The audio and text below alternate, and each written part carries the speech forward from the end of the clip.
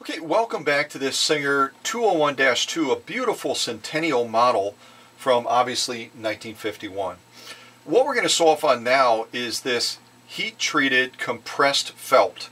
Now felt in and of itself, before I tried this material, I never thought of felt as a difficult material to sew through, but once they've taken it through the process of heat treating it and compressing it, this stuff is like cardboard.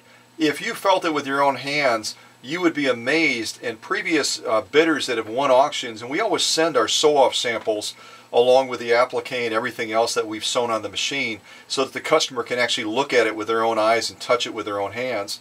This stuff is unbelievable, and that's what customers have said. We didn't have any idea that that stuff was as difficult to pierce and as dense and as high of a piercing threshold as in fact it was when we've actually seen it with our own eyes. But we're not going to go through just one or two layers of this stuff. We're going to go through a total of 1, 2, 3, 4, 5, 6 layers of this compressed heat-treated felt.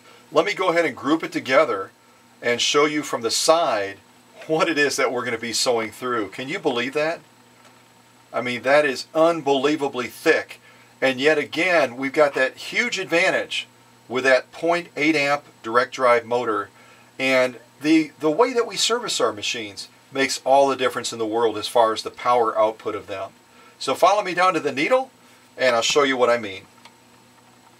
And when you're talking thickness like that, we are going to take advantage of that hyperextension, and look at how easily it slides underneath that presser foot. Alright, 6 layers of heat treated compressed felt.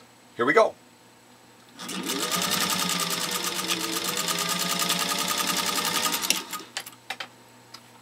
That was unbelievably easy.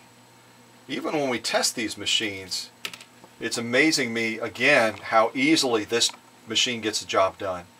And look at the quality of the stitch as well. And I'll turn it vertically and kind of pull it back so you can really see the quality of that stitch formation and the stitch spacing. Let's look at it vertically. I'll kind of pull it back, and again it has so much power. It does such a wonderful job of piercing even this many layers of compressed heat-treated felt. But when I pull it back, I think you can see just how beautiful that stitch in fact is. As I rotate it to the side, do you believe that? Look at how thick that is. 6 layers of that compressed heat-treated felt. I mean, you have no idea what kind of a task that is. And remember though how easily this 201 got the job done.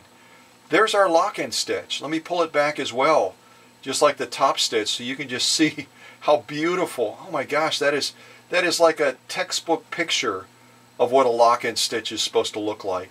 And again, look at from the side.